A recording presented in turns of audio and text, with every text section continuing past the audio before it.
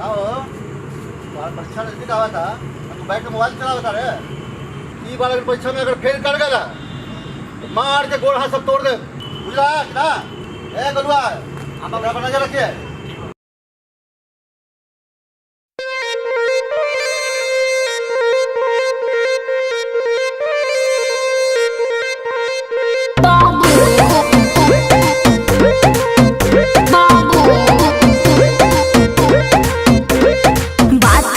हफ्ते में कि 3 दिन घुमाओगे, हर शाम को गोलगप्पे और आइसक्रीम भी खिलाओगे। अरे तो जाओ खा लो। मछली जल्दी लानी है। बात हुई थी हफ्ते में कि 3 दिन घुमाओगे, हर शाम को गोलगप्पे और आइसक्रीम भी खिलाओगे। भूल गए हो जानू तुमको लव के संस्कार। बेबी गुस्सा हो बेबी? ना बेबी ना। बेबी गुस्सा हो? नहीं गुस्सा हो। ए बेबिया गुस्सा हो क्या? अरे तोरी माई के ना रे। तो बोल क्यों नहीं रहा? अरे पढ़ब ना तो जान बाबू लगी है हमार। अरे नहीं तो बाटे बुद्धि जामी की जामवा कपार।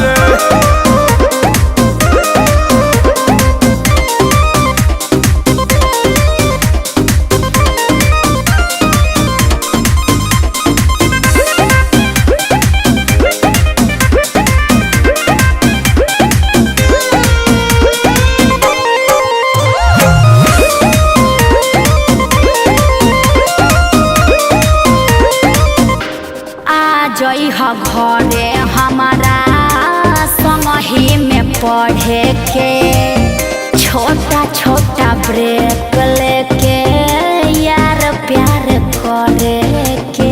बाबू जनी है जे बाबू जी तुम्हारी मारी के खाई निकाल दी है रहसो। खाई न तो हरा मोहल्ला में राती में घूमे पड़ा सासो।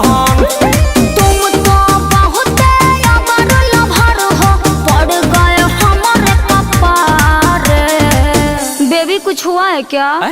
नहीं बेबी। कुछ हुआ है बेबी? कुछ नहीं हुआ है बेबी। ए बेबिया कुछ हुआ है करे? हाँ एगो लड़का एगो लड़की भइल बा जो खिलाओ। क्या कर? कि पढ़ब ना तो जान बाबू लगी है हमार।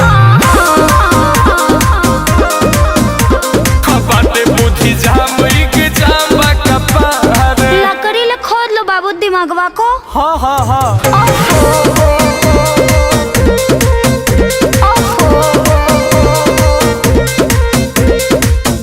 इसको जे करेला जानू रिस्क उहे लेबे। अरे मिथुन चक्रवर्ती है हाँ। जानू तो लैला खातिर जनवो भी देबे।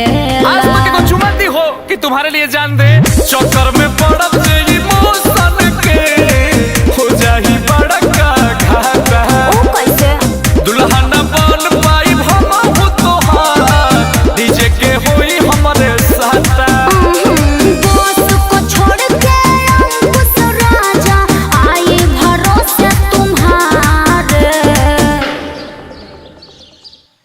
ले ले ले ले ले बेबी कितना प्यार करती हो मेरे से। इधर देखो बेबी बाबा बेबी बाबा बाबा गोड़ लगते नहीं बाबूजी आई रही पढ़े।